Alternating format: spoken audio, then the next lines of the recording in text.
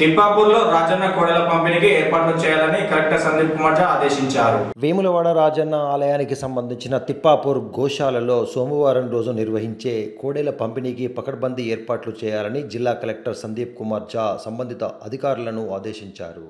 ఆదివారం రోజున తిప్పాపూర్లోని గోశాలను కలెక్టర్ సందీప్ కుమార్ ఝా తనిఖీ చేసి అనంతరం మాట్లాడుతూ గోశాలలో ఆరోగ్యవంతంగా ఉన్న కోడెలను స్థానిక రైతులకు సోమవారం నుండి పంపిణీ చేస్తున్నామని, దీనికి సంబంధించి ఏర్పాట్లు చేయాలని సందర్భంగా సూచించారు.